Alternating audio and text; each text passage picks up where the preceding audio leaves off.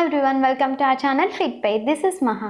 ఈరోజు వచ్చేసి మనం వైటమిన్ డి యొక్క ఇంపార్టెన్స్ తెలుసుకుందాం అండ్ అది తక్కువైతే మన బాడీ ఎలాంటి ప్రాబ్లమ్స్ ఫేస్ చేయాల్సి వస్తుంది అనేది కూడా తెలుసుకుందాం. ఫస్ట్ ఆఫ్ ఆల్ ఏంటంటే వైటమిన్ డి వచ్చేసి మన బోన్ స్ట్రెంత్కి చాలా ఇంపార్టెంట్. మనం చాలా కాల్షియం తీసుకుంటూ ఉంటాం, బట్ అది మన బోన్స్లో అబ్జర్వ్ అవ్వాలి అంటే వైటమిన్ డి చాలా ఇంపార్టెంట్.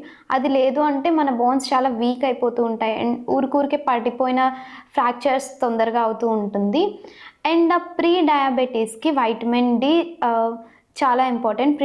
డయాబెటీస్ ఎక్కువ వచ్చే ఛాన్సెస్ ఉంటాయన్నమాట. వైటమిన్ డి మన డైట్లో తక్కువ అయితే చాలా వరకు మనం ప్రీ డయాబెటీస్ చూడము, చెక్ చేసుకోము. బట్ చెక్ చేసుకుంటే 10లో 3 to 4 మెంబర్స్ వరకు ప్రీ డయాబెటీస్లో ఉంటారు.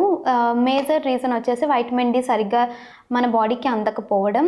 అండ్ బెల్లీ ఫ్యాట్కి కూడా వైటమిన్ డి ఒక కాజ్ అనమాట. అది తక్కువైనా కూడా మన బెల్లీలో ఫ్యాట్ ఈజీగా స్టోర్ అయ్యే అవకాశాలు ఉంటాయి. అండ్ వైటమిన్ డి ఎలాంటి ఫుడ్స్లో మనకి దొరుకుతుంది అంటే మేజర్గా వచ్చేసి సన్లైట్ మేజర్గా దొరుకుతుంది మనకి vitamin D. Everyday below 8 at least 30 minutes మనం వితౌట్ సన్కి ఎక్స్పోజ్ అయితే వైటమిన్ డి మన బాడీకి ఫుల్ఫిల్ అవుతుంది. అండ్ సమ్ ఫుడ్స్ ఉన్నాయి వైటమిన్ డి రిచ్ ఉన్నవి. అవి ఏంటి అంటే ఎగ్స్ వచ్చేసి ఎగ్స్లోని milk based products like cheese కానీ, కర్డ్ కానీ, మిల్క్. అండ్ నాన్ వెజ్లో వచ్చేసి ఫిష్లో ఉంటుంది.